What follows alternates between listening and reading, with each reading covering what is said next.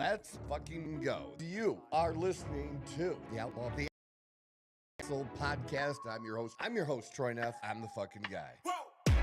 Who knew I would make it this far? They hated, they never believed me. Yeah, I would never drop the ball. I know I make it look easy. Yeah, Mayweather with the defense. I don't care what a critic got to say. I got them picking up the pieces. That to me, you really playing with your life. I'm about to come and run it all back. I'm the new era, about to snap back. You ain't fitting for it, cause you all cap like. Hold up, I shoot my shot, wait, hold up. I'm really about to run this go up. You know it's all net when it go up. Ain't got no other plans, you don't need. And here we go. This is the Outlaw Apostle podcast. I'm your host, Troy Neff. I'm the fucking guy. And the other fucking guys in the room joining me today. Leo's behind all the controls, making this shit happen today. Good morning to Leo. Troy. Yeah, there Mike's, you go. Mike's, I don't know if the mic's working well or not, but yeah, it's not bad. Mine is still back to that, like, in a can thing.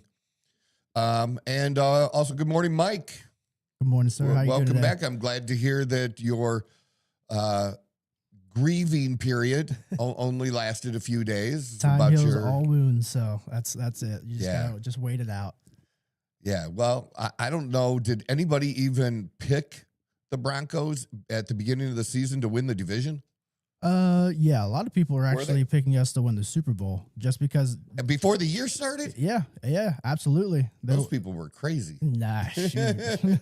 But it worked out good. Oh, The yeah. season was great season. I mean, yeah, until the end, but it just makes it a little bit more heartbreaking because it was like such a magical season. Everything that happened in terms of like the fourth quarter comebacks and like the improbable things in terms of the roster, everything. Mm-hmm. And then just for it to basically end on the second to last play of the divisional game against Buffalo, that was debilitating, we'll say.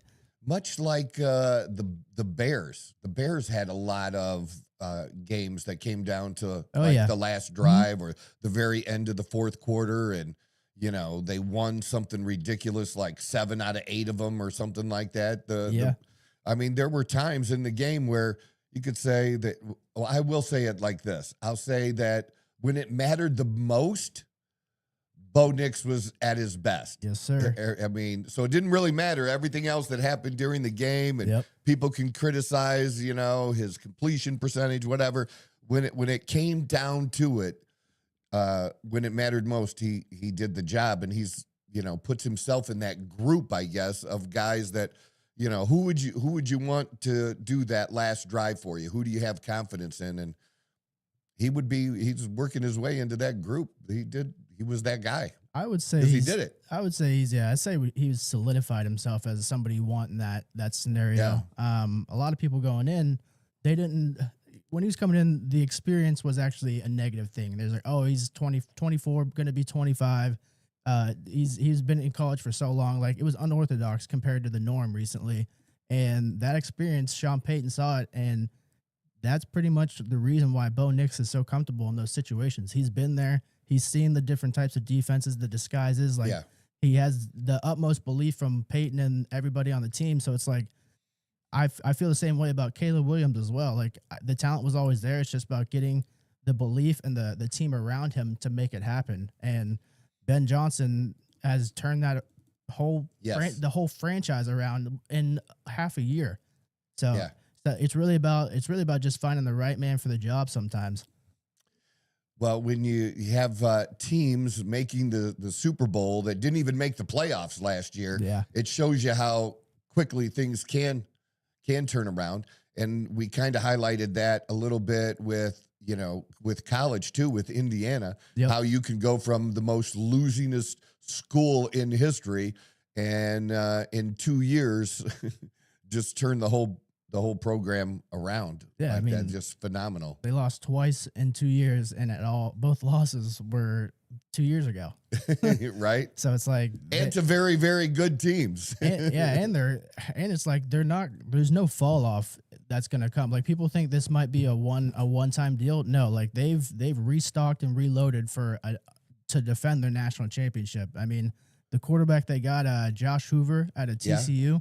Not a lot of people know about him because, TCU wasn't in the national spotlight this year, but the kid's good. Like, he can sling. The Big 12 had a lot of quarterbacks that didn't get talked about as much that are really good. The quarterback from Baylor is another one to mention as well, but Indiana's here to stay. Like, they're not going for a minute, at least until the end. If Signetti stays till the end of his contract, they'll be a national contender that whole time. See, like, that's going to be hard. Leo and I were talking about that on Monday. It's just going to be hard because his contract is $80 million over 10 years, so $8 million a year.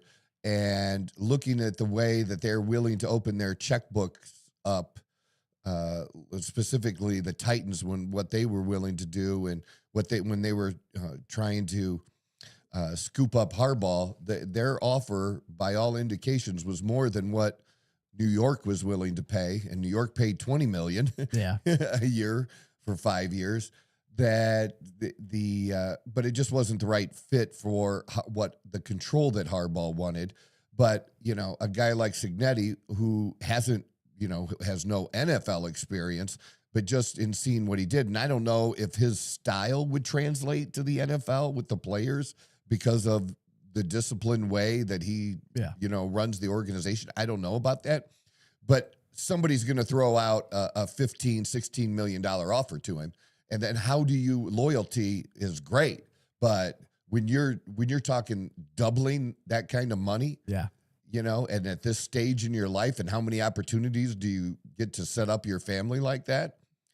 That would be hard to. I couldn't fault him for taking that offer, taking that money. I don't think anybody would. I mean, it's literally doubling his annual yearly exactly value. So right.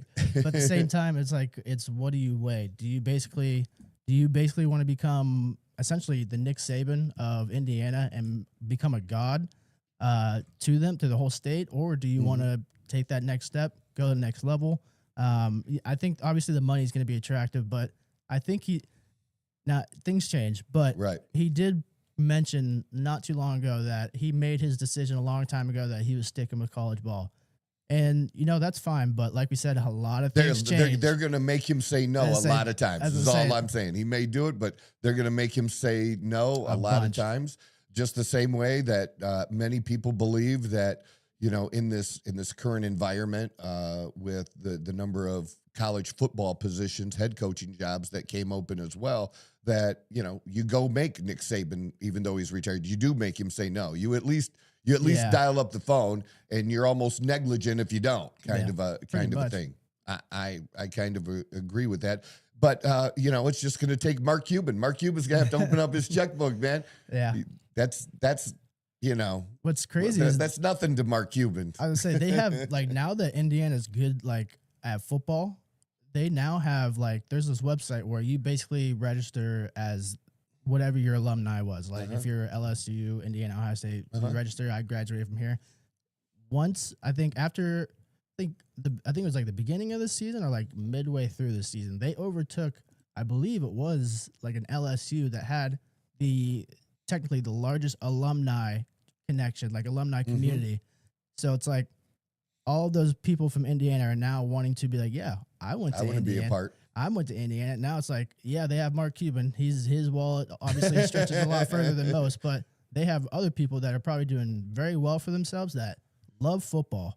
And so who knows where this is going to go. So the two Indiana people sat behind us in Miami, and our seats were great. Not amazing, but very, very good. We were right before the turn in the corner, and we were on the same side as President Trump, who was just two small sections down. I did see right that there. Picture, yeah, we were close. We were close. That was a great place to sit. But our tickets were $4,000 a piece when I got them. Okay. The people behind us paid $5,500 a piece for theirs. Interesting. Literally right behind us. And they had been going those seats in that area had been going as much as $7,000 too. Yeah, I saw the average. I remember they showed the average price, but it was $1,600 or $1,700. And I mean, you got to think there's 70,000 seats in the whole building. So yeah, and then you had what was interesting. These people, just regular people, just like super, super regular people. Yeah. But I don't know what they did. They didn't look like they were big executives, or I don't know what they did for a living. It would have been interesting to find out. But they had gone to the Rose Bowl too. So they went, they followed Indiana the whole way. Yeah. So they were forking out some money, and Indiana showed up in mass and did very, very well. But here's one thing that you could tell me if you did see it or catch it, but I doubt. I don't think anybody at home saw what I saw at the game, because it was going on during a time when they normally would run a commercial if you're watching the game at home. So you are familiar with the Pittsburgh Steelers playing Renegade, right? Mama, yeah, mama. okay. And basically it's a hype song, meant to get the fans going, even the players. The players are going to be like, yeah, make it loud, and everybody get jumped up. And the Steelers, because that was an awesome experience too. The Steelers are, you got 65,000 towels in the air. It's a great thing. Well, besides the Renegade song, which did not get played during the playoff game, let me tell you, against Texas. Okay, because we were not in that position. Probably the best. It just got worse, and that score at the end made it look worse than it was. But anyways, they had during the game, they also did like I don't know if it was Thunderstruck, maybe. They did some other hype things that were similar, where you're having the players, tackle the other team, sack the other quarterback, make an interception, make a great catch, and pretty much any stadium you go to. I mean, Arizona State, we went to Arizona State games this year, like 2 or 3. They do that same thing. Almost every team has like a hype thing that they'll do during there. And they might have a few of them, right? So you're familiar with exactly what I'm talking about, right? Absolutely. Okay. This is the national championship game. This is technically a neutral site. Technically. Yeah. Right? It's supposed to be. And in fact, Miami was the visiting team. Yeah, on paper, yeah. On paper, they were the visiting team. 3 times during the game, they played that type of hype song and video on all of the big screens, and there was more than one. They're huge. There for Miami. Oh, like the hype videos During and like pump up. They never played anything like that for Indiana. They only did it for Miami, and to me, it was just wrong. That was my take on it. But what do you think about the fact that happened? I personally agree with you. I don't think that the away team should be getting that kind of treatment, and especially in a neutral site, what's supposed to be a neutral site game. Yeah. I mean, they were lucky enough to make it in a time when they were playing in Miami, but if you're going to do it for one, you should probably do it for the other if it's going to be. But then that makes it so hard, because when do you time that? Yeah. Because you probably, both teams at the time, you want to hype up one team.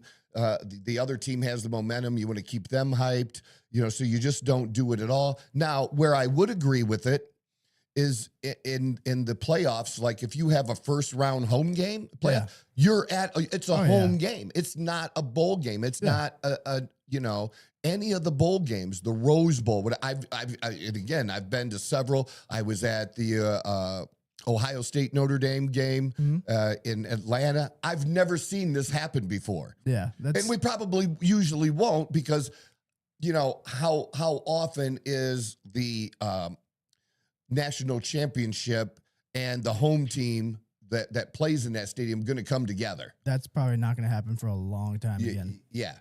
I mean, there's only a handful of places it could happen. I mean,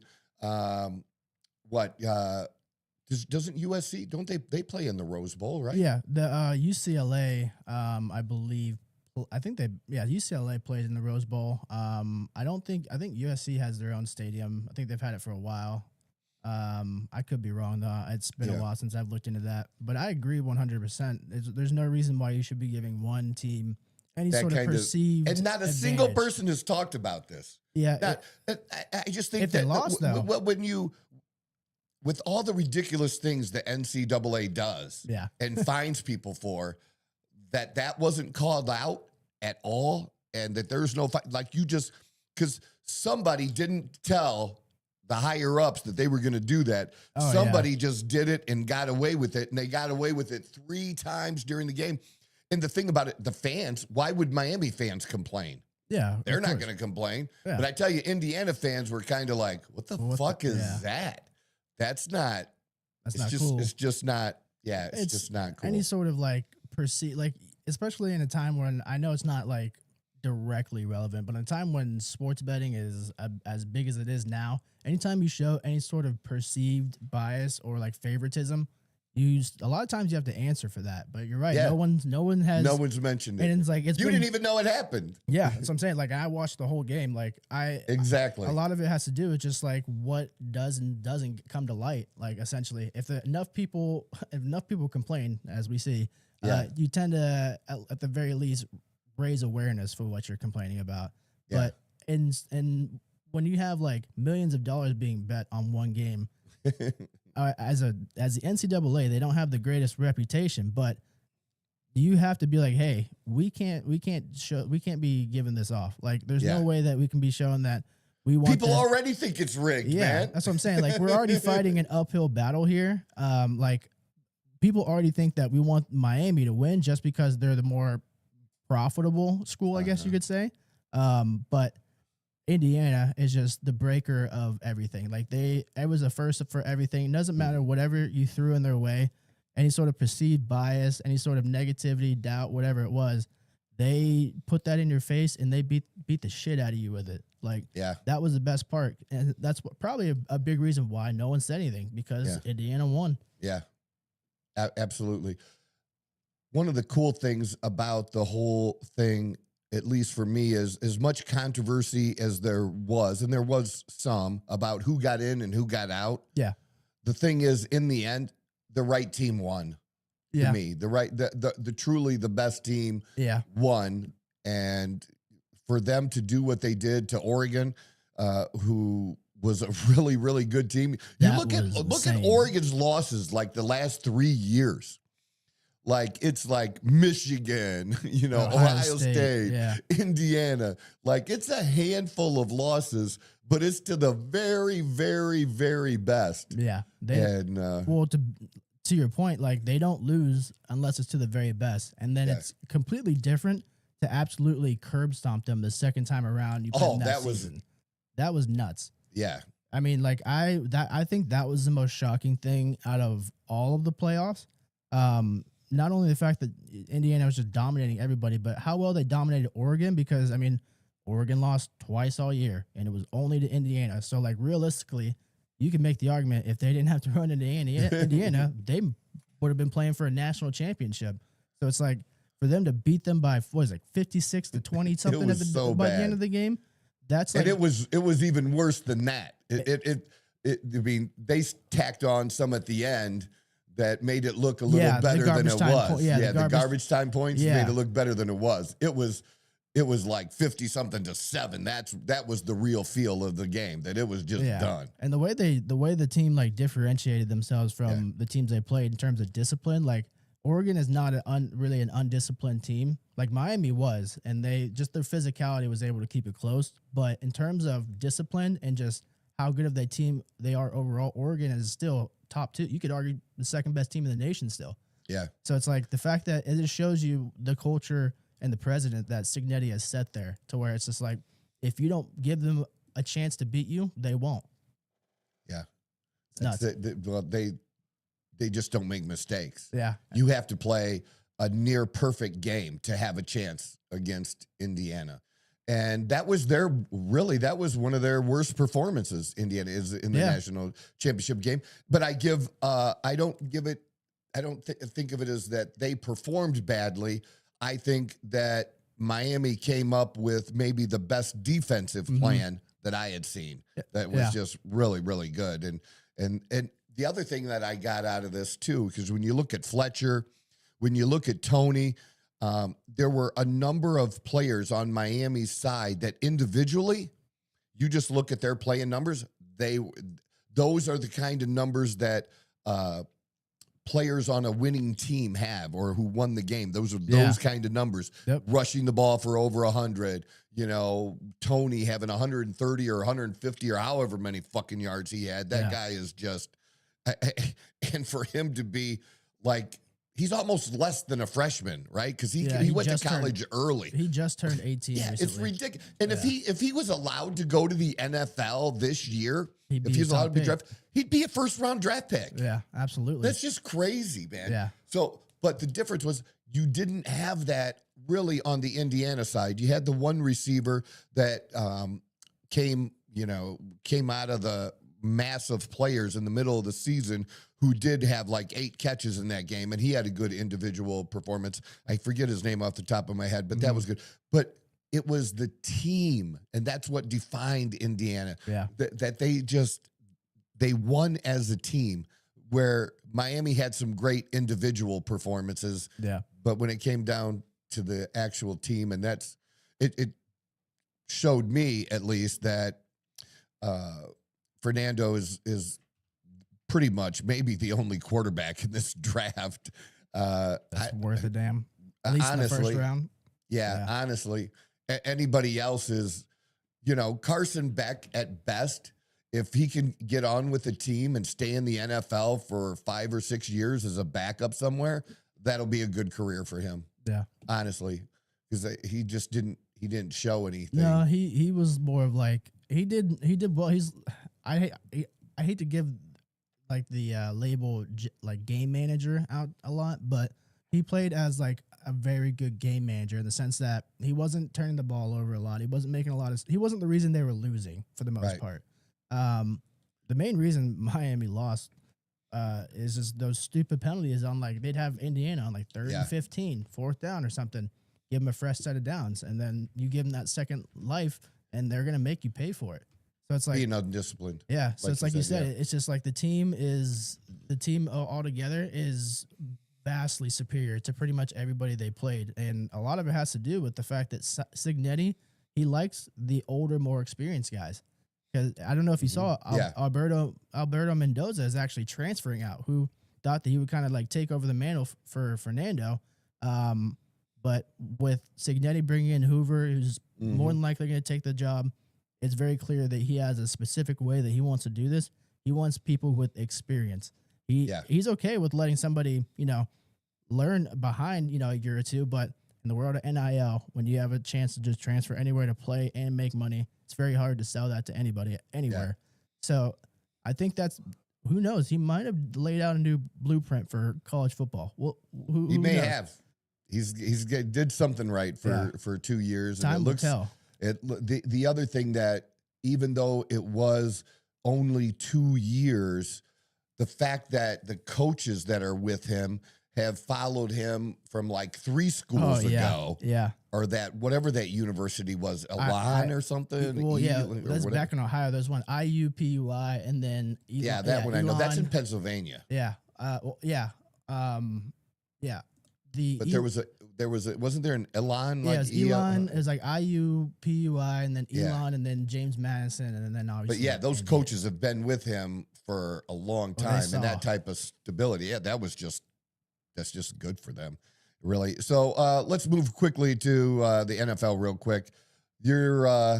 My reaction is like most people's reaction when it comes to Bill Belichick and him getting a Hall of Fame snub as a first ballot Hall of Famer and not getting it. Is some people just don't like him? Are they holding the minor scandals against him as far as, the videotaping of other teams when they're practicing, the inflation of the footballs is Inflategate? Is that what reason do these people have for not getting Bill Belichick in the Hall of Fame as a first ballot Hall of Famer? What's your thought on it? Delusion, absolute delusion, just lunacy, idiocracy, like everything that you could possibly define it as. Because it's like, how can you tell the tale of football and not include Bill Belichick? You can't. You literally can't. if he is not a first ballot Hall of Famer, then to me, going forward, player or coach, it means nobody is. Nobody is, yeah. Nobody's capable of being a first ballot Hall of Famer. And you're telling me for Tom Brady, you're telling me on his first ballot, he's not going to get in? He's getting in. He is getting in. Yeah. But the coach didn't get in. They needed each other. They needed each other. No one does it on their own. That's not that kind of sport.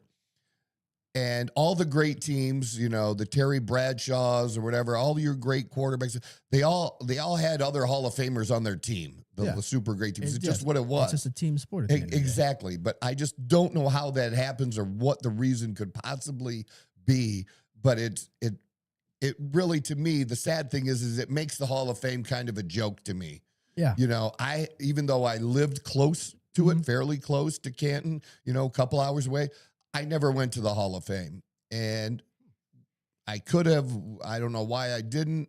Dawn is gone. She'd like to go again. I've been a couple times.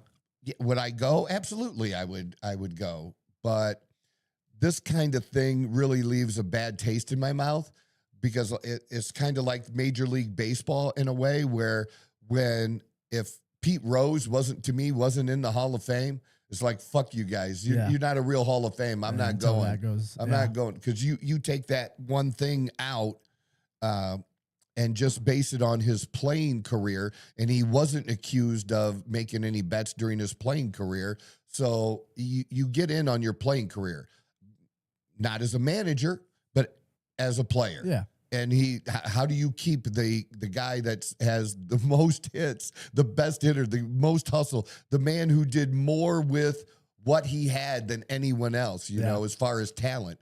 And when I say he was less talented, I don't mean didn't have any talent, but he maximized it plus. Yeah. He had the heart.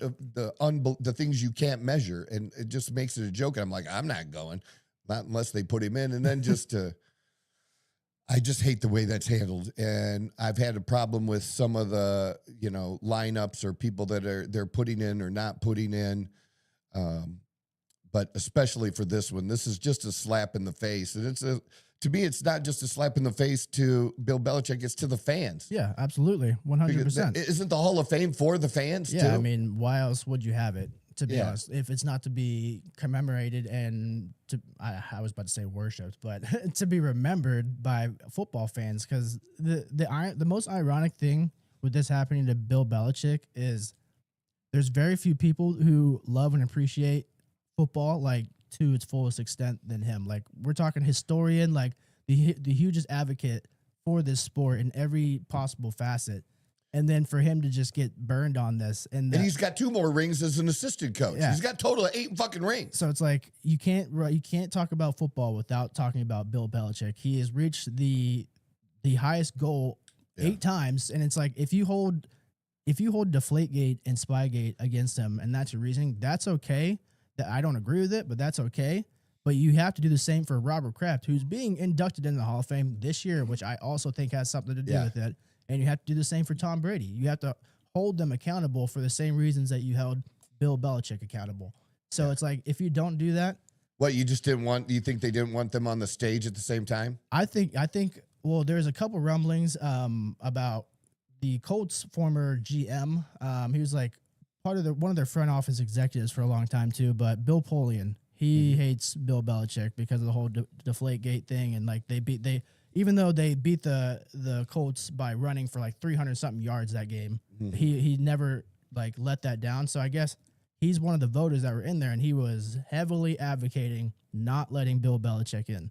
And that's coming from Peter Schrager, actually, NFL Insider. He was the one that got that information. So if it's coming from him, like it's I haven't seen any of that or listened to people's opinions. I just saw it last night when we were out to dinner when I was scrolling through some headlines. I just thought, this is just bullshit. Yeah. It's bullshit. It's just crappy. And it's like, what other players are now, you shouldn't, but based on what the decision you made for Bill Belichick, what other players that come after him and Tom are you going to have to reevaluate? I mean, Mike Vrabel, what are you going to do about him? Like, he's one of the best linebackers to play, one of the best in Patriots history.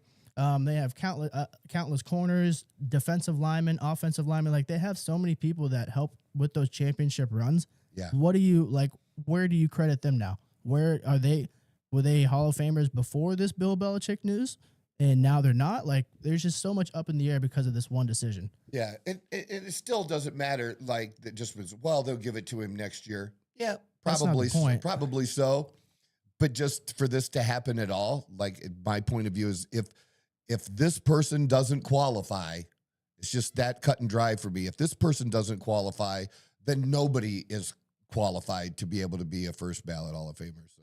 And that is what it is. I mean, nobody's going to cry over any tears because, it's Bill Belichick. Yeah. He doesn't warm the most hearts. I loved his press conferences, honestly. I'm a big fan. They were classics. Yeah, man, I love them. He answered. Mike Tomlin was similar way. He could say the fewest words and make you look the dumbest. Yeah, just get so much across, and you just know. And, it's unfortunate, but I think we have to start reevaluating who we let vote on these awards, to be honest, because I agree with that. It's not just a football thing. Yeah, it's not a cool thing. So that's, I know more sports than we had originally planned on, but hey, it is what it is. It is what I like. One of the things I want to get in today, and we'll touch on politics in a little bit, but that's come up to me, something I care a lot about is I care a lot about diet. I care a lot about health and helping people. And so I saw a couple of articles that we've pulled up. And if you know, hopefully, that there are new dietary guidelines that Robert Kennedy Jr. has helped create. And basically, it's taking the old food pyramid and turning it on its tip. Yeah. Point down is what they've done. And things that were at the bottom are now at the top, and things that were at the top are now at the bottom. So, yeah. So I also saw this other one, and we'll get into both of these. This was a Washington Post article that I found that was just a few days ago. I found the most complete protein. It's not meat. The most complete protein is probably one you're already eating. And can you scroll that? I want to read a little bit of it and kind of go through it. And then this is, let me see the author there. Michael Corrin. What I don't like is they don't leave, you can't make comments under many articles anymore. On, like, for Washington Post or just in general? Just in general. Oh, okay. Not all of them you're not able to because they don't want to hear it. Oh, yeah, they don't want to hear it. But this is a guy I could certainly email and be like, dude, are you serious? Yeah. So Michael Corrin is the author of this article. There's protein water, protein beer, protein marshmallows. Millions follow meat-fluencers. I didn't even know that was a thing. I didn't know that's what we were being labeled now. Huh. But if that is such a thing as a meat-fluencer on TikTok, I'm one. So, because I'm big on meat as part of your diet. Hell yeah. Yeah. If you're hungry for dessert, God bless you. A protein Pop-Tart will sustain you with 10 grams of protein alongside red number 40. Well, not all protein is good protein. Yeah, it's not all equal. Yeah, that's not equal. And none of us believe that it is. And one of my personal guidelines is the kind of protein or protein snack thing you want to look for is you want 1 gram of protein for every 10 calories. So that's why if you have a protein bar that's 200 calories and it's 20 grams of protein, that's good. If it's higher than that, great. If it's lower than that, it becomes less good. It can still be okay, but it becomes less. But that's typically what I usually look for. That's kind of the guiding principle there. Behind this macronutrient madness are 3 assumptions. We're not getting enough protein. The more, the better. Meat is the best way to get it. And apparently those assumptions are madness, according to this guy. The problem, they're not true.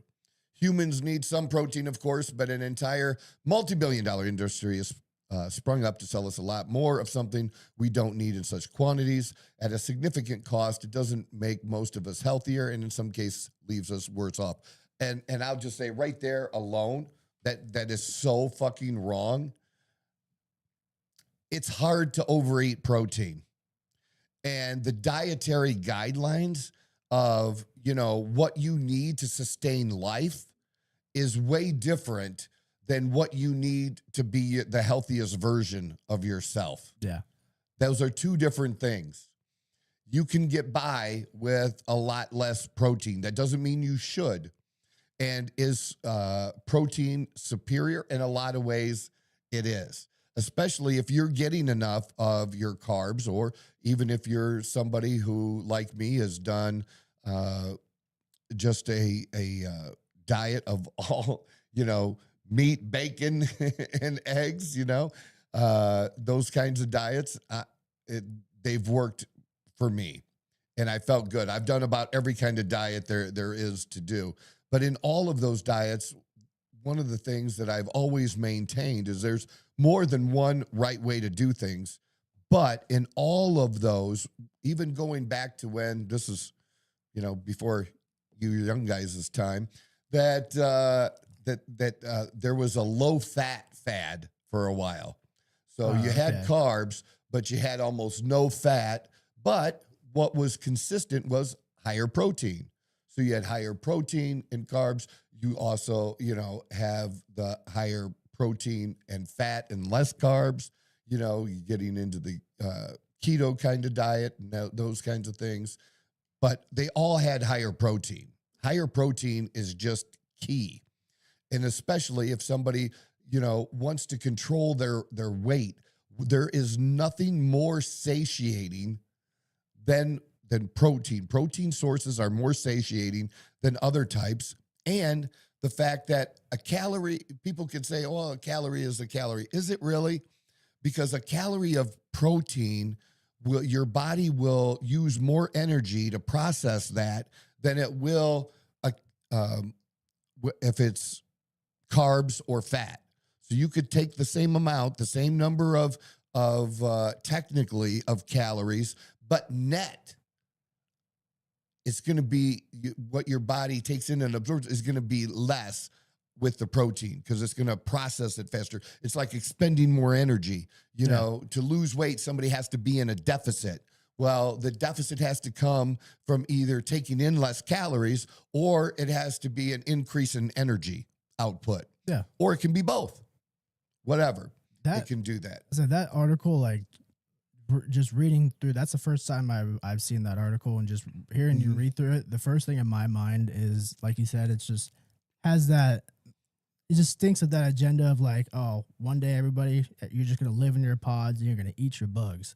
You're not going to worry about anything else. And that's oh, we don't need this meat. We don't need this and that. Actually, thousands of years of human history argues against that. I mean, in terms of lifespan, we live longer than ever. But if you look at the way a lot of people looked back in the day, like 100 years ago, they were on a strict diet of just meat and dairy.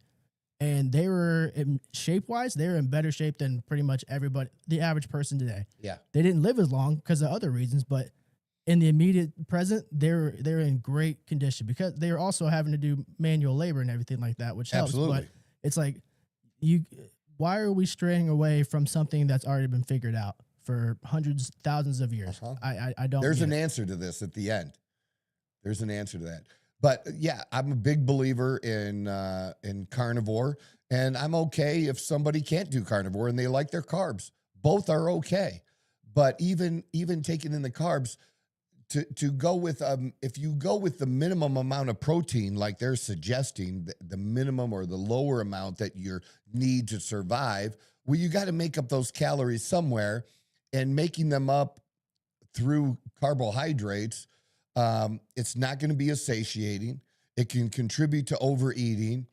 It's your body isn't going to expend as much energy processing the carbs as it does the protein, so you're not getting that benefit from it. And again, the carbs, I'm not one of those people that says, oh, carbs are bad. No, it's not like that. But even though we're all the same cell-wise and things, again, we all operate a little differently, and what works for us. And to not understand that with all the information we have, to me, it's just crazy. Working with so many people as I have, I know what works in the real world, what actually really works in the real world. And this, there's a reason that you see articles like this, and we'll get to that point. It is insane how easy it is to get protein, said Christopher Gardner, a professor at Stanford University School of Medicine who investigates healthy diets. One of the reasons for that is everything has protein. So it's just easy to get. All protein is not created equal.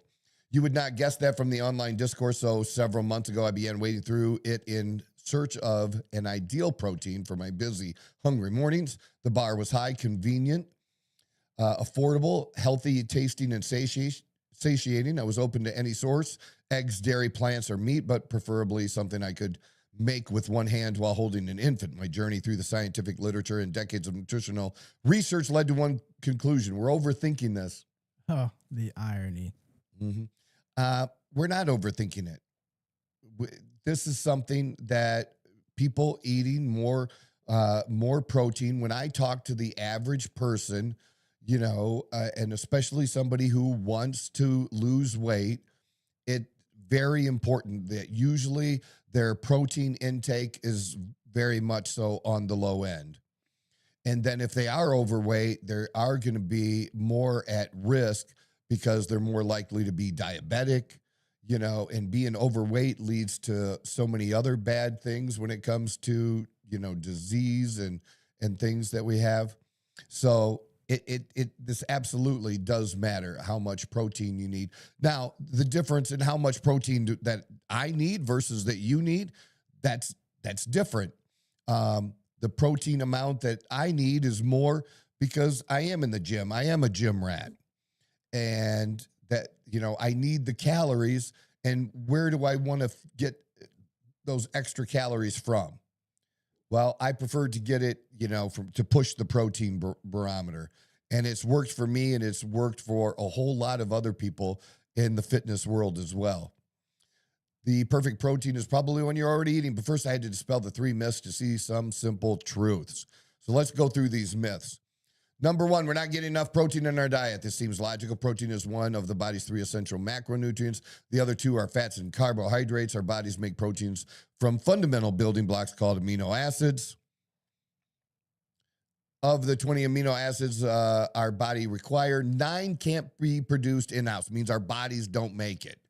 So those 9 amino acids got to come from your diet. And they're saying now that there's science that shows that, whatever the protein source is, that it always has those 9.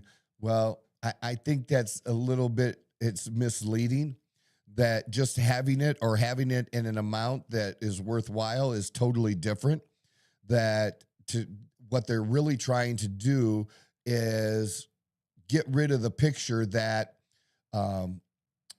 yes, on a vegetarian or vegan diet, you can get protein. You can, it's very difficult.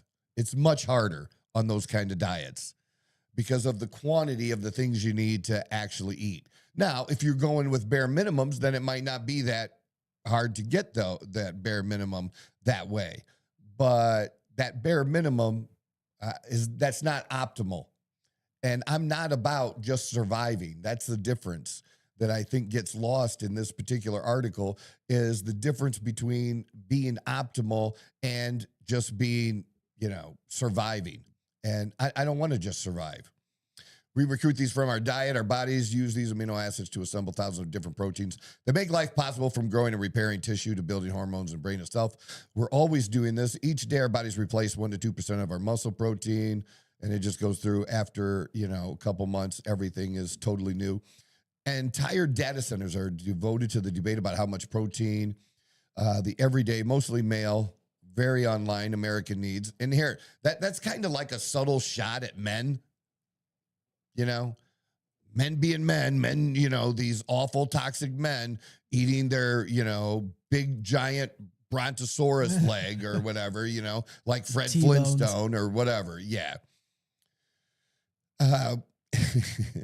But the amount is pretty modest. The recommended daily protein intake for adults in 25 is 0.36 grams per pound, according to the National Academies. For a 180-pound person, that amounts to roughly the protein in a single bean and chicken chipotle burrito, about 65 grams of protein a day. Well, look, what the amount that I use or recommend for people that are not gym rats, but people who want to be healthy, is taking 70% of your body weight or your target body weight if you're overweight. So on 180 pounds, 70%, would be 70 and 56. So it'd be 126. It would basically be double this 65. And for somebody like me who is in the gym 5-6 days a week, then I go with at least a gram. I mean, this has just been standard for a long time for people in the fitness area of a gram of protein per pound of body weight. And so for me, right now I'm hanging right around 208, is getting a minimum over 200 grams of protein a day, minimum. And more isn't bad. What your body can't use, it's going to either store or get rid of. That's just how things work. But it's more apt to more easily store carbohydrates and fat than it is protein. And again, if you get enough protein in during the day and you do increase it like I'm talking about, well, then when you do fill in your carbs and fats, again, it's going to make it that much harder to overeat because you're just going to feel so much fuller, So yeah, as a snack, we don't know if you do it. Yeah, go eat 4 ounces of like actual meat. That's not a horrible thing, and somebody might get the idea that similar quantity in calories total of a bag of chips. It's not the same. Absolutely not.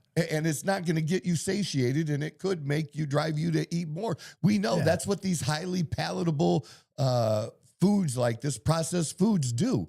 They suck people into calories. meat. Yeah, and they suck people into eating more. The protein stops that. That's the whole idea. So it's not rocket science. Like when I eat a steak compared to where if I get like a burger from McDonald's, like I'm probably going to need to eat 2 hours after that burger, but the steak 4 or 5 hours, sometimes the rest of the night I'm good. And it's like, that's not rocket science. It's very easy to understand. Yeah, Dawn and I go out to eat. Typically a good portion of the time we're going to get steak, some kind of steak. Most of the time it's going to be on the leaner side. I have gone through periods with ribeye a little bit, but I'm back on to more. I've been on the leaner cuts for a while, and it'll be anywhere from 6 to 10 ounces of filet. So it's going to be lean. It's going to be great tasting, very tender, kind of thing. We don't often leave. The only time we're leaving meat on the plate and bringing it home is because we normally probably are in that 6 to 8 ounces, but if they don't offer a 6 to 8 ounce cut on the menu and we get 10 or more, we're probably taking a little bit home. Mm-hmm. So we usually eat within that range. But when we do that, when we do eat all the meat, what I mean is we're not devouring all of the side dishes then. We have a little bit of those side dishes like, often sauteed corn or whatever, and then either a baked potato or even some whipped potatoes. But we're having that. We're having that carb. We're eating that, but it's in a much smaller quantity because we make the priority of anything on the plate, the major priority, the thing we want to finish or eat the most of is the meat. But we still enjoy a full meal of other things. We're not getting the nutrients that we need in plants that, there's micronutrients. We're getting those. And sometimes that's why we take the vitamins that we take is, not every day do we put everything in our body that we need food-wise. And basically with the supplements we take, the vitamins we take makes up for that. It just fills that gap. That's how we use supplements. When you're not getting everything, you got to have a good supplement, and that's a good, easy fix to make sure you're getting everything, not just your macronutrients, which is what they're talking about here, but your micronutrients as well, because that's a big part of it. But just focusing on the protein means that you're most likely you're not going to overeat. And we still enjoy dessert once a week. So there's nothing wrong with that. No, but it's, a lot of times we'll share a dessert because we're full. We've eaten all this meat. Well, it's like you see these stories from people who are like vegans for a long period of time or, their whole lives or whatever it is. And they, for whatever reason, just made the decision to start eating meat. And a very common theme in a lot of these stories is my hair was much shinier. My skin was better. I felt better. I slept better. I did this better. And it's like, absolutely. Yeah, because you were depriving your body of essential nutrients that it needed. I'm not some health expert, but I know enough to where like there's staples of our diet. It doesn't matter who you are. Like we're all different, but when it comes to your diet, like meat and potatoes, like the protein, carbs, and then some veggies if you want to throw those in. But like meat and potatoes, that's what makes, a grown boy strong. So I don't know why we stray away from it. They're basically telling us all the stuff that we complement meat to now be the main course. And there's probably a number of reasons of, unseen agendas that I'm sure you could point out a lot better than I could, but I just hear we want everybody to stop eating so much meat. That way we can, just another facet of how we can control you. Like, yeah, that's pretty much all. And especially people in the West, and Americans, because we're consuming more meat in our diet than anyone else. Yeah. All right. So then consuming 55% more among men and 35% more among women, even among vegans and vegetarians. I often ask at medical conferences, how many of you in your career have ever treated someone for protein deficiency? To this day, not a single hand has come up after asking the question. Well, it's a dumb question. Again, having the minimum or having somebody be at that point, that's not what we're talking about. We're talking about overall health and being optimal. And one of the things I do like coming from the younger generation, because I'm hard on the younger generation, is like my daughter, who's going to be 32 here shortly. The younger people between 25 and 35 right now do seem to care more about their health and overall fitness than the previous generations ahead of them. Yeah, I would say so. And I think that's a great thing. They're looking at our generations and say, just as I looked at my dad, and my dad's generation is like, I love my dad very, very much, but I don't want to be like that when I'm that age. Yeah. I don't want to be overweight and struggling. I don't want that. I want something better for myself. And those younger than us, looking at even my generation, like there's still an issue. There's obviously an issue if half of the country is basically either obese or overweight and falls in that category. That's a problem. That's a problem. And that's why, this whole thing needed flipped upside down. I'm sorry, 100 calories of a carbohydrate is just not the same as 100 calories of meat, because again, it comes down to something more on the minutia side, but it's just the fact of what amount of energy is used to burn it, and what does that mean on a net basis that your body really, really retains. But is that really the ideal amount? There's disagreement. Some experts like Luc van Loon, what a name, a muscle physiologist and professor at Maastricht University in the Netherlands. But there wasn't anybody in that position here in the United States. See, the official guidelines is more of a baseline. I don't think the requirement is the same as optimal. He gets that part right, but he's still way low on the amount of protein. Does this apply to you if you want to bump that up to 2 grams per kilograms of body weight, which kilograms and pounds is, different? That's the equivalent of adding 32 grams of protein, roughly the amount of 1.5 cups of cooked lentils or Greek yogurt or 5 eggs. I don't know any Greek yogurt cups that we get that have 32 grams of protein in it. Yeah, does if you're getting into the 15, 18 grams for a cup, that's good. Well, and another thing too is like, even if it does have what it says, the amount that it says, they're going to upcharge because it's, they're going to label it as healthier. It's like, at that point, you might as well just buy a damn steak. Be careful about what comes with it. There's nowhere to store extra protein in your body. Warren Gardner, there's an unlimited capacity to store fat. Well, what do you want to be storing that much fat for? That's just the dumbest argument I've heard.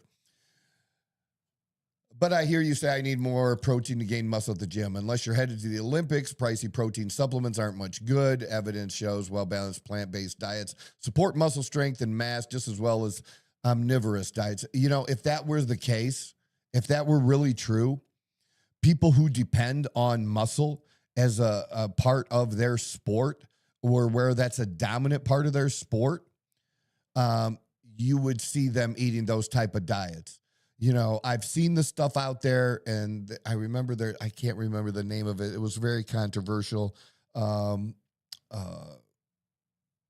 was a documentary that was done that reminds me of this article, and it was highlighting some athletes, and I don't remember which MMA fighter, but an MMA fighter who was basically on, a plant-based diet.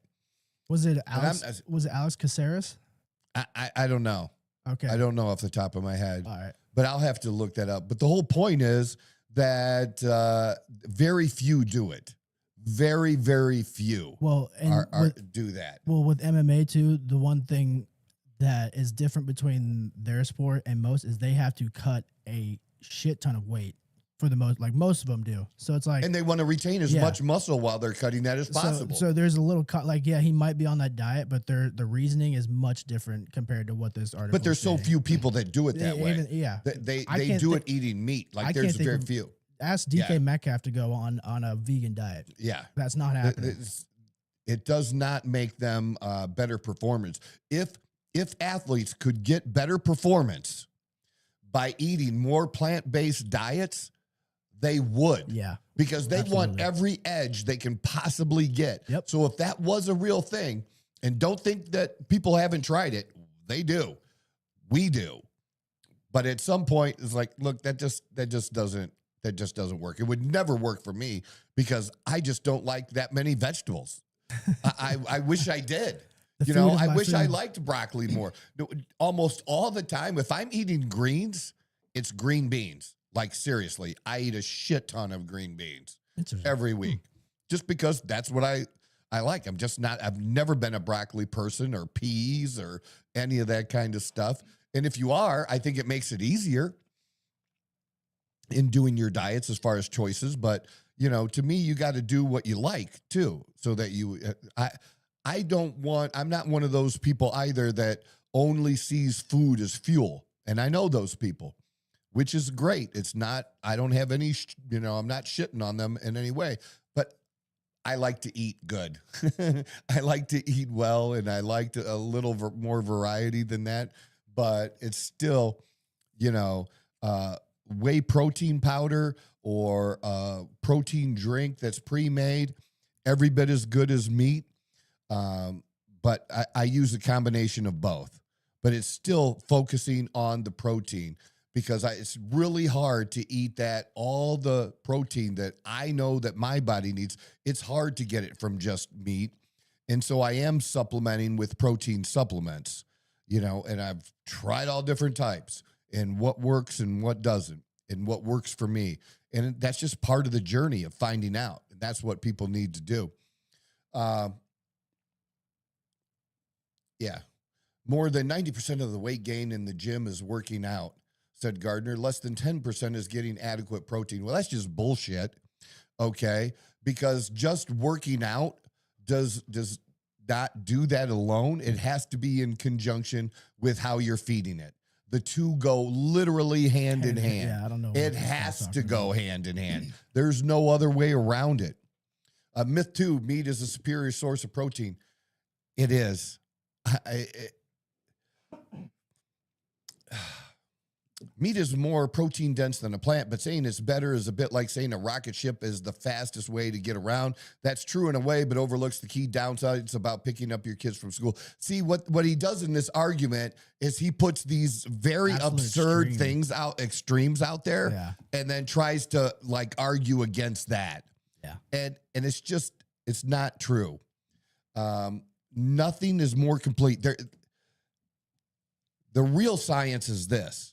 The real science is if you were stranded on an island, it was just you, no one else, just you, and you were allowed to have one single source of food for, let's say, 90 days. All right. And that's all you could eat.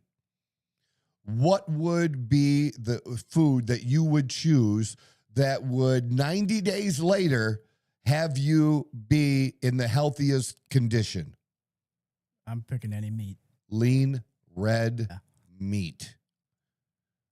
That's going to leave that's going to give you the best chance of not coming up with some kind of disease during that period of time, becoming sick. It's going to leave you now. Will you be missing some micronutrients if that's all it is? Yes, but you're going to be missing something with everything. What's going to give you the most of what you need is that lean red meat. And so if that doesn't answer the question, then I don't really know what does. Yeah. And I don't tell people to rely on just one source. I tell people to get as much of it as they can, from meat. But yeah, if you can get some other ways, a little bit from your vegetables, but more so by supplementing with a good, protein supplement drink, whey protein powder, even the better. The goal is to get what you need so you can maintain your muscle, and that's going to maintain, longevity purposes, going to give you the best ability to not become a diabetic or pre-diabetic and not have all of the other health risks and heart disease and things that come with that. Because that's what happens when somebody is overweight or obese. It's not just the diabetes, it's multiple things, and they can have multiple issues. And again, that's when people die. Then eventually there's one thing that puts them over the top. That's what happened during COVID, is that people had a number of risk factors. And when they had 2 or 3 risk factors, then getting COVID put them over the top. It wasn't that the COVID alone killed them.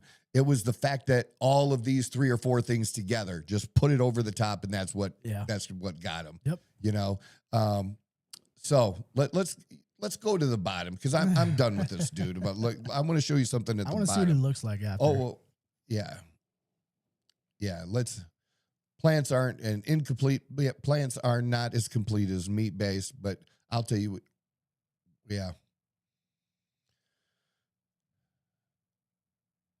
No. Go up where we're going to see there. No. You're just past it.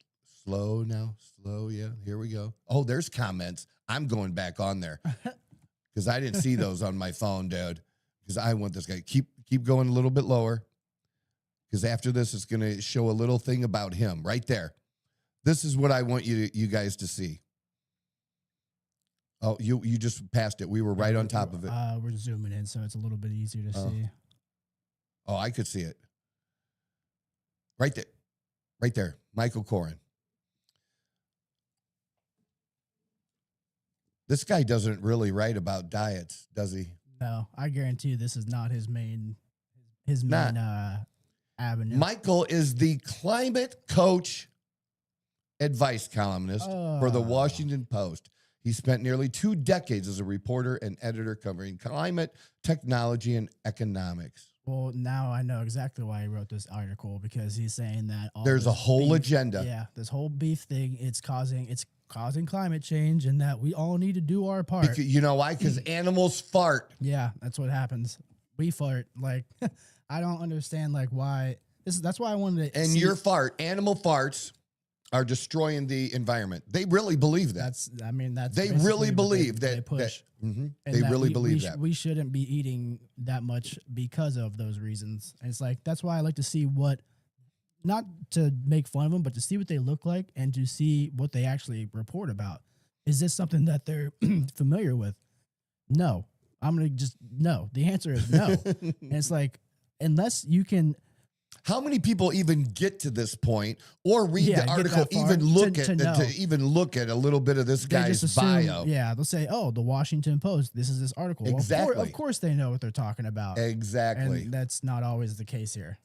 Well, most of the time. Yeah. Honestly, this isn't a nutritionist saying it, and they can be wrong as well. But this isn't coming from a nutritionist. It isn't coming from a doctor. It's coming from someone who has an agenda that believes man is the major contributor to climate change. No, and one of the biggest things I always made an argument about was they make fun of RFK for a number of different reasons, but when it comes down to it, I was like, look at the previous person in charge of in his position and compared to him. Who are you going to take health advice from? Because the previous lady, I don't remember her name, and it's for good reason. She was an assistant. But still, she wasn't the top dog. But I know who you're talking about. But she was the one that was always the face, and it's she was about as sickly and just not healthy as you could look. Dude, most of the people we've done that before on the show, and shown the people. Most of the people around the world that head up some type of thing in that area, when it comes to health, in other countries. And represent their country, to have a similar position to what RFK does here in England or France or whatever. They're all fat, dude. All of them. It's not just a few. They're horrible examples. Yeah. Of this. Yeah. Just terrible examples. It's literally signing up for a private trainer and they're just morbidly obese. It's why would you take them serious when they say anything? Right. Yeah, what's their experience? Yeah, clearly I can't see it. I mean, if you either have to, you're going to get the experience one of two ways. Either doing it yourself, all right, or helping others do it. But it's not as easy to help others do it when you don't have that experience yourself and have gone through it Especially yourself. with health, it's and much harder. Because then you're just getting whatever bullshit you read, which Yeah. I'm not saying is not valuable at all. But it's not the equivalent of being, at least in my mind, it's not the equivalent of the experience. Well, experience matters most. To say, if we ever end up getting stranded on that island, this article will be great information because we know the bare minimum of what we need to survive. Not to feel well, but just to survive. So we have that. Thank you, Michael Corrin, I believe was his name. Appreciate you. Thank you. Yeah, much like that. So the whole thing just rubbed me the wrong way. And then when I got to the bottom and saw that, usually I'm a little bit smart. Sometimes I'll go to that first because always, to me, the real truth, sometimes when they want to report the truth, but they want to be able to say they reported the truth, but they don't really, it's not high on their agenda, they'll put it at the end of the article. Yeah, they'll get it in there. Oh, I put that in the article, but they'll put it at the end where most people are not even reading to the end. Yeah. You have your headline readers and you have your people that read the first couple paragraphs, see it if it interests them. Very few people are reading 100% through everything that they pull up. That's just not happening. And even then they try to, even if it's at the end, they still try to change your perception on that narrative, I guess we'll say. Because they just give it an offhand, a little quick thing where 90% was this and 3% was 90% 90% is what I want you to think, and 10% is what you actually think. Yeah. What the actual truth is. Yeah, the truth. For sure. All right. A couple other things I wanted to go over today. I did have this on my Facebook last night, and I commented because it's in a group about the community that I live in Queen Creek. And so I'm getting some responses back from what I put there as well. Can we, do I need to pull it up so I can read it? You can show it on there.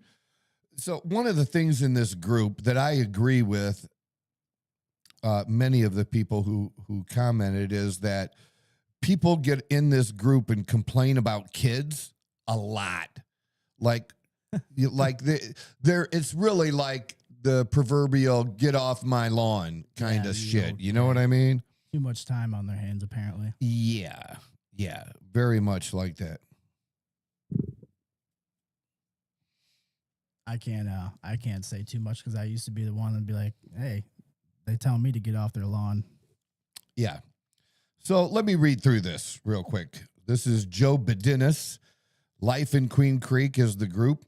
If this is your kid's e-bike and he wears a bucket-style helmet, please have a talk with him about respect for others, especially elders and especially around kids. We were at Mansell Carter, and the rider of this bike was riding his bike on the play structure. When adults asked him to stop, he either responded with, "You must have a small penis," and telling the other lady she was a fat mama bear. God damn. Right? Oh At that point, they left only to come back, follow this lady and her kid 2 or 3 times. If I was her, I would have felt harassed and threatened as they wouldn't leave her alone. So this guy is observing this. He's observing. Let that stick with you a second. I stayed until the ranger got there. I don't know who called the ranger. But if this is your son, I have a picture of the kid to confirm. I would love to share what he was saying to the parents on the play structure. For the record, I understand kids being kids, but he was literally following this lady, standing 10 feet from her, wherever she was, and saying, "You won't say that to my face," to everything she said in a very threatening manner. He is lucky to be going home tonight and not in a police car or worse, as he was physically threatening some of the male parents there. Interesting. My first comment on this was this. So the men there were weak as fuck. Got it. That's all we need to know. Right? Just like this guy. He took exception to it, but the reason he took exception to it because he was one of them. That one opportunity could have changed everything. Yeah. So his response to me and my comment on that, because a bunch of the women agreed with me so far, you know, they're liking my comment, you know, and this Tara says, "Yeah, there's no way my husband would have ever let this fly. I don't understand, but I wasn't there." So, and Juby 7304 said, "Troy Neff, there's no men anymore." Well, you know, that's it. That's exactly my point. So wrong. Joe commented on it. There is nothing manly about getting physical with a bunch of young teenagers. Did I say that? Who says physical? Did I say that in my response? You can get the point across without being physical. I stayed there until I knew she was safe. But the dude he never expressed that he intervened in any way. Yeah. He wouldn't tell him to knock it off. Yeah. You know, she was safe even with my 2 girls in hand. I inserted myself between the two anytime he was around and stayed until law enforcement came. If your definition of manly or tough is to come out guns blazing and swinging, that's the easy route. Dude, where did I say pull a gun? Here's the thing. I may not be able to intimidate everyone, but I can intimidate a lot of people. Especially a child. I mean, and and I can intimidate other men, regardless of how big they are. Okay. And I know this because I'm old and because I've done it. You want to say, "Troy, you just think you're a badass." What the fuck ever. It is what it is. I'm bad enough. But have I ever told young kids to knock something stupid off and did it in a, you know, very demanding type of voice? Yeah. And I would have here. I was like, "You don't want any part of this. What you motherfuckers want to do is head home. Because you don't want to know where this would go otherwise. But you're done doing this to her, and you're done doing this here." Yeah, following her is crazy. Like, I'm not going to sit here and act like I was this perfect angel child. Like, I've said my fair share of crazy shit to adults when I was younger, and it was a very stupid thing to do. but I never antagonized to the point where I was following them when they were actively trying to get to leave. Like the whole reason I said something in the first place is because I wanted them to leave. So like this kid, he has something, maybe a special beef with this lady, or he just has a superiority problem. Apparently he came back with more than one, he brought a couple buddies. So back. I'm wondering if he kind of glorifies that lifestyle of like, oh, you disrespect me, you have to pay for that type of thing. Like everything, nobody's allowed to disrespect you, and he'll very quickly learn that you can't fight everybody that pisses you off. It's just not going to happen. It's not going to happen. And you're not going to be able to act like that. And men need to be able to say that. People are afraid to say the shit to other people and other people's kids nowadays. I am not that motherfucking person, Especially in that scenario. I mean, I would want someone to say something to my kid for doing that. Yeah. Like that's enough. You draw the line. Be like, that's good. It's time for you to go home. And there's probably I'm not asking you because the cops are going to be on their way, but you don't want this to go any other way. And am I going to come out swinging? I didn't say that. I'm not going to run at him. I'm not going to swing. But if a kid approached me from there, if he dropped his bike and came up and got in my face and was threatening, I will defend myself. Oh, absolutely. You know what I mean? I will defend myself, and that's not going to end up good for them either. And no one's going to be proud about it, but it's like if that situation just knocks on your front door, like you have to react. Like you can't just do what this guy did and just sit and take pictures and then call the police. Yeah. Like you can take action and call the police. Yeah. But you got to still like the idea that we just don't have that anymore. Yeah. We just don't have men being men and having control of society. We're just letting this, and I hate when they always blame the parents. Well, if the parents raised them better. Look, the dumb shit that you were talking about you did, and the dumb shit that I did are on you and on me. Not on my parents. Not on my your grandma. Parents had nothing to do with that. It doesn't mean, maybe your parents sucked, maybe they didn't. Okay, that's still not an excuse. But good parents have kids who do dumb shit. And you have bad parents who have good kids who don't do dumb shit. Yeah. Just because they're good kids. It's both ways. The shit always putting it on the parents. I'm not saying the parents shouldn't be notified or understand and take some ownership of it. Absolutely, they should. But when people just start attacking I just don't want people attacking the parents in a way that they're taking the responsibility off of the kids. Yeah. There's got to be It's up to the kid. There's got to be accountability in the whole thing. Like they get some sort of like, I mean, I guess it just varies on how much you want to give them grace, but they get some sort of grace because they are a kid, but not much. That leash is very short. Respect goes a long way in every facet of life. Like you're not going to really get far just disrespecting and acting like that towards everybody. I mean, you catch more flies with honey, right? Like that's how it goes. So I agree. Like I don't want to put it all on the parents, but I have to imagine that there's a little bit there, that dynamic probably isn't the healthiest. No, in that household. No, because if he's willing to say that to somebody that he doesn't know, imagine what he's willing to say to somebody that he does know. That's the thing. But they've gotten away with it for so long. There hasn't been any accountability. And it gets into the whole thing when we talk about social media or being online and people saying things with out the reality of what really happens in real life when you do that kind of shit. Yeah. So, yeah, I just thought that was interesting. Just good topic, something to share and something to talk about because it is. Mm-hmm. Sorry, I said we did have a couple of comments. Yeah. We had one from good old Bob. All right. From a little bit ago, we were talking about the Hall of Fame. He's saying, I live 5 minutes from the Hall of Fame with a couple of yawn emojis. Mm-hmm. Just flexing on us. Actually, I used to live like 45 minutes away from Canton, so I understand how nice that is. Because it's like the one good thing about living in that area is having that Pro Football Hall of Fame. Yeah. And then Cedar Point is like a 2-hour drive, so I'll throw that in there. And then we have, I can't read that name. It says Eid Trulock. God is the person in control of climate change. It's almost like, Yeah, but those of us that believe in God, we're just we're just believing in fairy tales, right? Yeah, pretty That's what they much. think. We're just dumb. It's almost But yes, like, I mean, Mother Nature, God is in control. As I say, whatever you want to call it, like the path. Absolutely. The For path me, has it's been God. It's been laid out for us. Yeah. The idea that the earth is like this just super fragile place is just not a thing. The one thing I always try to remind people, I don't care what they have in terms of their degrees, their experience.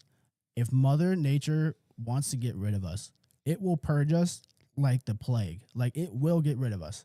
And it's like we, in the sense of it, we're kind of a parasite to Earth. So it's like if at any point we're doing something to disrupt pretty much Mother Nature, we'll call it, she'll unleash her wrath. Like we'll see it, and we've seen it many times previously. Mm-hmm. So it's like it all finds a way to work itself out, but we just sit here and we just fucking nitpick at everything. We think we can micromanage this based on a couple hundred years of written data. Using of data. Yeah. When we're looking at a place that's been here millions and millions of years, and what that truly means. Like, who the hell knows what this place looked like back then? Well, we do know a little bit. I brought that up. That you go into one of the things I learned going out in Sedona and going on those pink Jeep trips. Oh yeah. And if you have somebody that's an actual good guide that knows that, much of what you see and that coloring and stuff. That came from, what used to be Tennessee. Yeah. So it worked its way from Tennessee to here. And they'll show you like that what you're looking at, this desert and rock, that was an ocean 300 million years ago or whatever. Talk about climate change. Yeah. There's some fucking change that went on, Pangea, like Pangea and everything like that. I mean, the tectonic plate shifting, like everything is all over the place. And exactly. It's and a million years from now America's probably going to be on the other side of the world. Who the fuck knows? Exactly.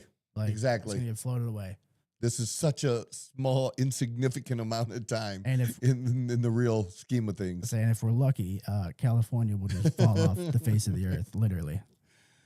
Oh, that's good. Yeah. So, good comments. We appreciate the comments, Bob, Edie. We appreciate you much. One last thing because there's just so much because of so much going on in Minnesota. So here's the thing with this.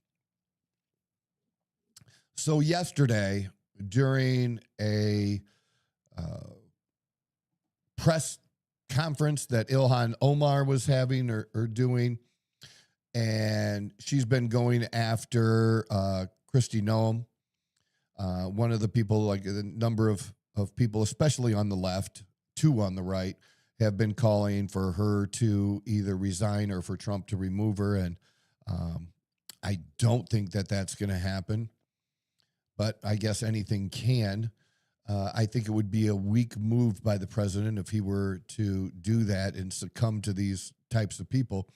And look, I do not like anything that Ilhan Omar represents politically, like absolutely nothing. I don't have evidence, but it's certainly on the face of it looks like she should be investigated. As a part of, those frauds in Minnesota should be investigated, and wherever it leads to, it leads. And to think that this was all done by people and that these people got away with it, that were the parts of these NGOs or these other groups that got the money, and that no politician was also on the take and allowing this to happen or didn't know about it, I'm sorry. I'm not on that side. We need to get the facts. It needs to be investigated because people say, well, you don't have any facts. That's why you do an investigation. We have enough. That's why you do an investigation. But there's enough smoke there that you better check and see where the fire may have been. With that being said, as much as I dislike her, if this is true, that's how I'm going to frame this. If this is true, because we do know that people on the left will stage events to make people on the right look bad. Like we've seen it in colleges where somebody will write something racist and nasty, and it'll actually be the person that reported it that did it to make it look like that's going on. Well, if it's as bad as what you say there, you shouldn't have to make that kind of stuff up. Or going back to that one, that actor, and I didn't even watch that show, so I don't. But that one, Jussie Smollett. Yeah, Smollett. Yeah, I didn't either. He set that up too. Yeah, but he set that up too. That's he the only reason I know his name is because of that. And he set that up, and maybe she set this up too. But I want to take that out of it for a minute and just say that if this was not staged, if this was real, and somebody did this, sprayed her with some kind of substance to make her sick or to harm her in some way, that this is not okay. And my whole point on commenting on this and commenting on it in social media is that this is not okay. This is not MAGA. I'm 100% MAGA. This is somebody I oppose in every sense of the word, oppose, and that I don't like. But I don't like seeing conservatives post things, nasty things about it, posting things like that she somehow deserved it, or that you hope she dies from it, or whatever. That's not me. And Leo knows that that's not me. Leo knows that we talked about when Joe Biden told the world that he had cancer. And we looked at my post for that. And it was, very much on the side of, prayer and hoping that he recovers.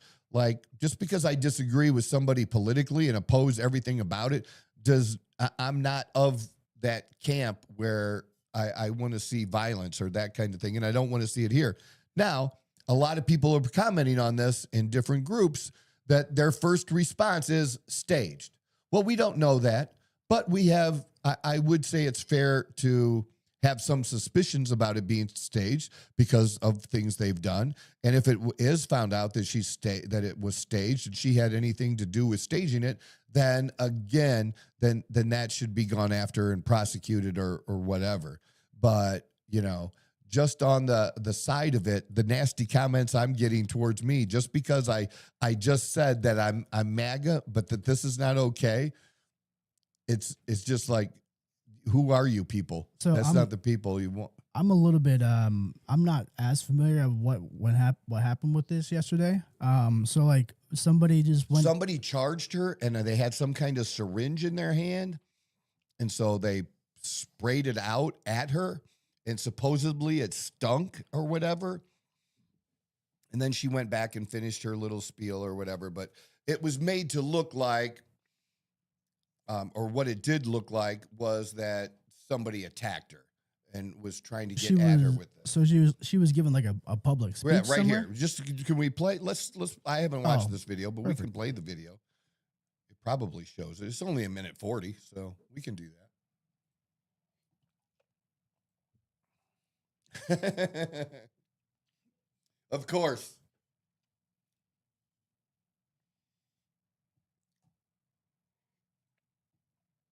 Always with the commercials. You know what I really hate are the websites when you're reading an article and they want you to download some stupid gaming app that's like a cartoon. It's like, do adults do that much? Are they downloading it? Because it's everywhere. They target my grandma because she just taps on everything that pops up on her screen. God. All right, let's listen to this. Can we hear this?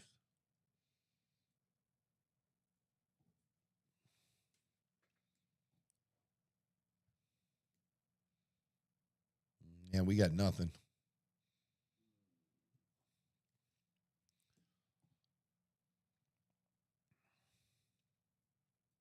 Huh. Wonder why there's no sound. It's probably on their end. Just let it run. I mean, what I really care about is if the video shows somebody attacking her. Yeah, just let it go from there. We got it. Go back just a little bit. I want to see that. Okay, this is like the stupidest thing ever. And they may be right. It may be staged. If he wanted to do something to her, he had a clear and easy lane to do it.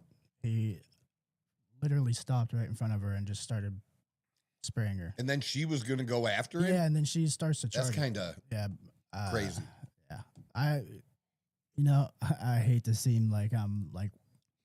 I get people's skepticism. I really do. Yeah, I'm a little bit skeptical of that just by the body language and how it went down. Like, he's sitting front row. Yeah. Literally front row. Could have done whatever he wanted to do. Instead, he stops right in front of her and just sprays something on her. Like,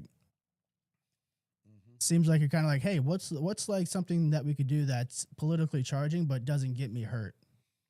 That's kind of what that feels like.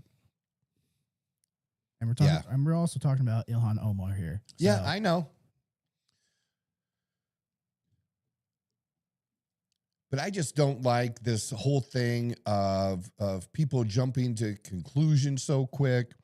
You know, it's just even the things that I've talked about and posted on social media related to Charlie Kirk, related to what's going on at TPUSA right now, and my thoughts on TPUSA. And, you know, I was one of those people that was very protective of Erica Kirk and didn't like, you know, a lot of the backlash she was getting after this all first happened and everything. But with time now, because that was September, right? With time now, I've come to some different conclusions with time as things have been revealed, and that some things are just not right with what's going on. And some of the things that are going on are related to how it's being run, that she should probably hire a CEO, that she's not able to handle the organization with what's going on. Just because you are a spouse of the founder doesn't mean you're equipped to run an organization. She could still have a very significant role and stuff in that. But, you know, there are people who start companies that hire CEOs eventually. You know, just because to have that certain skill level that they don't have, somebody that has already been a CEO somewhere else. And maybe the founder turns out to be the COO or the CFO or something else, that's where he fits and where he's good, but understands that for the business to grow and be profitable, he needs a true CEO. And then to see that them firing some people and what's leaking with recordings and stuff, man, it's not good for me. But I've gotten that, you know, over time. I didn't make a snap judgment. And, you know, some people commented, one guy that I went back and forth with a little bit, totally respectfully. He said, well, you know, I'm glad you came around. I said that initially. Kind of you did, kind of not. But yeah, I just don't jump that quickly on that kind of a thing that, you know, a lot of things that start out as conspiracy theories can turn out to be true, but I'm not overly persuaded right away by conspiracy theories.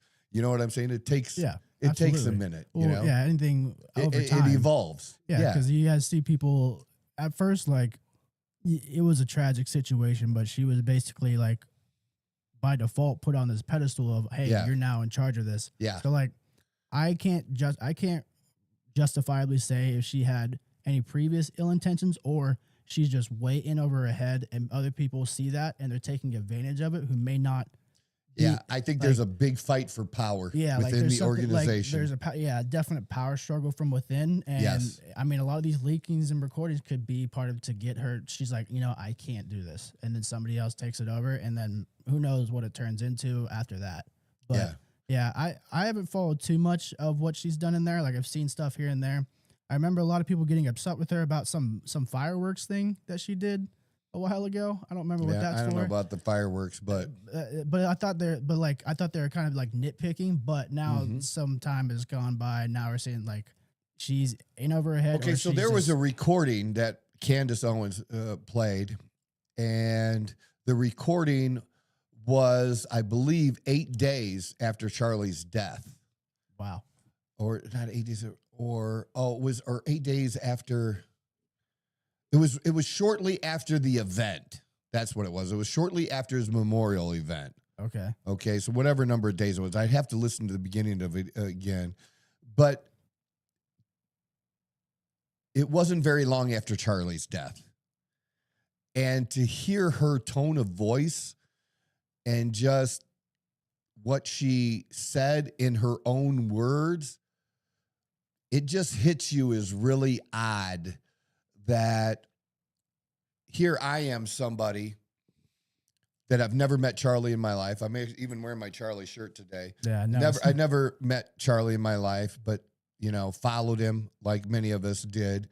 And his assassination hit me hard. I mean, I'm not afraid to say that, I shed a couple tears, or, that it was hard, and Dawn and I did go to the memorial. We were there amongst the people in State Farm Stadium and things. And it was hard. And so to imagine how hard that would be, for me, somebody who didn't even know him, and then you have someone who is a spouse or a family member, and, their grieving process. And I get, everybody grieves differently. That's what we keep throwing around. Well, everybody grieves differently. Yes. But there's only so many times you can use that out as an excuse to where, like, this is just weird. This is just odd. And her tone and her laughter and the things she was focused on just doesn't come across to fit the time. Yeah, like almost, it's like you expect it to still be too raw. And you can. The thing is, you get to listen to this now, and instead of hearing somebody else give their opinion about what was said on this phone call to employees, right? That somebody recorded it and that passed it on to people who are still not happy with the answers that we've been getting about Charlie's assassination, and put it out there. You get to hear for it yourself, not somebody else's opinion of what you just heard. You just get to hear it for yourself and then decide. And that's what I encourage people to do. But I've moved along to where, I feel bad for her. Like, she should still have a role, but she is in over her head now. And it's just so obvious to me that she's in over her head. And, but this was such an organization that had value, that there's this struggle from donors who were having an issue with Charlie because of the direction Charlie was going. They want control of the organization. Yeah. And then you have your people who have been the other faces of TPUSA that weren't Charlie, that were with him on, the podcast that he did or other things like that, that were also faces, them trying to fill those shoes too. It's just, as much as I believed in TPUSA, my thought has been, and what I've shared with people is, whether it's $50 or $1,000, I would not be contributing money. They got $250 million after $250 million. Wow. Yeah. Okay. That's crazy. And I think they had a great role previously, but look, things change. Things change, and they can change fast. And I believe that, what Charlie started, that some other person that wanted to start a chapter or whatever, that's all still great. But some kid out there is going to emerge, from this, or several kids or several influencers are going to emerge that we don't even know their names now. They're nobodies right now, but they're going to be inspired by what Charlie did and do great things on their own. That the fact that, we just have to support TPUSA because, of Charlie. I don't buy into that, because he's not there now. Yeah, he's much further. He's much more than TPUSA. Like, obviously that was a platform he used, but like he was much further along than what that platform was. Very much. And in terms of his outreach, like I forget, it might have been social media, somebody I was talking to, but they basically said that with the death of Charlie Kirk that resulted in creating 1,000 more Charlie Kirks. Yeah. So like that, exactly. And that's like kind of the thing when you have a polarizing figure of any kind. People who were heavily invested, they agreed, and they believed in everything that they said and did. And then something tragic like that happens. Naturally, they're going to feel maybe I need to help take that mantle. Maybe not take the mantle, but help push this along now that he can't do it. Or do something totally different on their own. Yeah, or something like with his influence. Totally like with his influence in mind. I think Charlie had that influence, and that will be felt for years to come in that way. It just, this idea that it has to come directly from within TPUSA is just not true. Too synonymous with I mean, Kirk. I wanted it to be able to continue and do that, but I don't know I just don't think that's going to be the case. So that's just my own 2 cents, but that's just the whole process that I go through. And I share that process with people and how I take information, how I feel about it. You know, I don't like to jump to conclusions, you know, too quickly, and like to get more facts and information. And we're just at a point in society right now where, you know, I'm all for taking sides. Don't get me wrong. I am, because that's just where we're at. But the use, things are turned to be used politically as weapons by both sides against each other so quickly now that we're not getting to what actually happened and what the real truth is. And I think there's still value in that. And that's what I try to push for, is that real truth, and to push that other stuff aside if we can. So hopefully I've done that a little bit today, and you've enjoyed it. Please drop more comments down there. Check us out on other forms of social media, Facebook. You can message me. You can comment on my pages. It's all public. Even if you can't stand me and you want to just say dumb shit, you can do that too. That's all good. You know, in fact, sometimes it gives me content when somebody says dumb shit to me. I highlight them and make a point of of them. But, you know, why do I do it? Why do I not let it go? Because engagement is engagement, man. That's right. That's what works. And come back and engage with us on Friday. Somewhere around 9 o'clock, we like to get started. We appreciate you very much. God bless. This is the Outlaw Apostle Podcast. I'm your host, Troy Neff. I'm the fucking guy.